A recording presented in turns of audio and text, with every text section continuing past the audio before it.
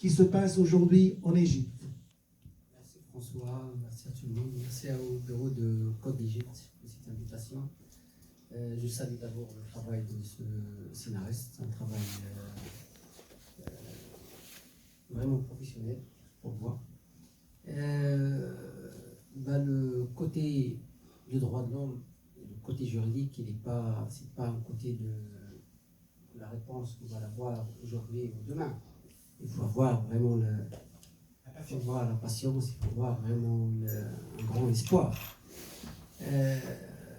On ne va pas parler dans de bois, on va dire les choses comme il est. Pourquoi la vérité que le système en Égypte, il est soutenu, il est protégé, il est financé par qui? Par le système international. Lorsque Sisi a exécuté les jeunes en Égypte le mois d'avril, il y a la communauté européenne représentée par les présidents d'État. Il y avait Macron, il y avait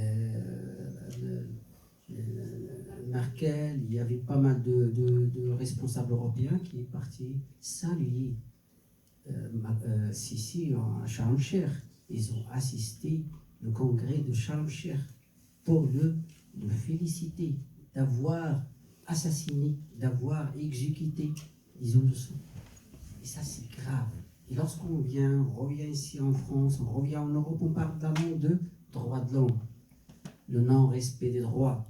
Et on dénonce ce qu'il fait Erdogan. On ne sait même pas ce qu'il fait en Turquie. Et on dénonce tel acte parce qu'il n'est pas dans le sens, il n'est pas dans le sens de la politique internationale. Mais pour un discours d'espoir, il y a pas mal d'actes juridiques qui ont été amenés auprès de pas mal de tribunaux, pas mal d'instances internationales, inclus le Conseil de droits de l'homme en Égypte, à Genève, ici à Paris, dans le cadre de l'article 222 du Code pénal et 686 de la procédure pénale ici en France, qui donne la compétence à la France d'ouvrir les enquêtes, surtout sur les crimes de torture. Là, il y avait une plainte qui a été déposée en 2015. Il y avait une autre qui a été déposée en 2016. Il y avait la troisième qui a été déposée contre Hicham Barakat, l'ancien qui a été assassiné, c'est le procureur général qui a été assassiné. Et là, on est en stade final. Là, on est devant la Cour de cassation. Quand même, il y avait un travail qui a été fait. Nous sommes devant un régime protégé et soutenu, financé par la France. Les armes utilisées, c'est des armes. Là, on a vu marque Peugeot, marque Renault, marque Tel. C'est ça le malheur. Et on vient ici, on parle de discours de droits de l'homme. Mais quand même, il y a un travail. On arrive quand même à dénoncer, à faire dénoncer l'Égypte par la communauté internationale. Le dernier rapport du Parlement européen, il n'est pas venu comme ça. C'est pas de hasard. Il est venu grâce à vraiment un travail énorme des ONG pour arriver à ce rapport. Il y a les 500 et quelques recommandations du Conseil de droits de l'homme qui étaient données contre l'Égypte. C'était l'UPR, c'est l'examen périodique de mois de novembre.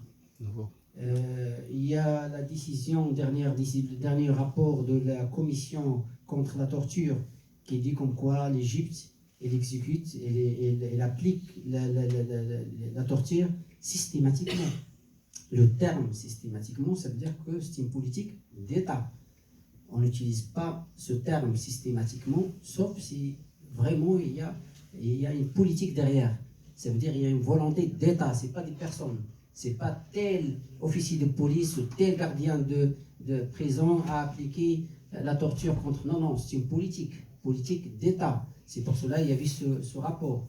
Et derrière ce rapport, il y avait un travail énorme des ONG, soit par Amnesty International, Human Rights Watch, notre ONG AFD International et d'autres organisations aussi de droits de l'homme. On salue pas mal de ONG égyptiens aussi qui coordonnent avec nous, qui coordonnent avec pas mal des ONG, avec Human Rights Watch et avec d'autres associations.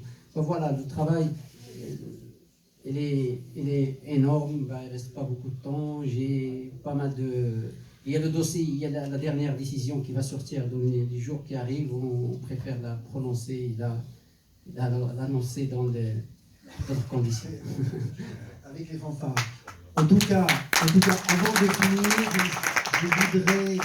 je voudrais vous donner quand même malgré tout une lueur d'espoir, vous dire de patienter, vous demander de patienter, de ne jamais baisser les bras, d'être les messagers de cette justice, de cette liberté d'expression, et dire aujourd'hui ne jamais perdre espoir, dire que l'heure des tyrans arrivera.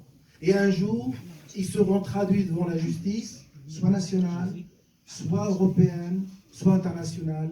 J'en suis certain. Merci.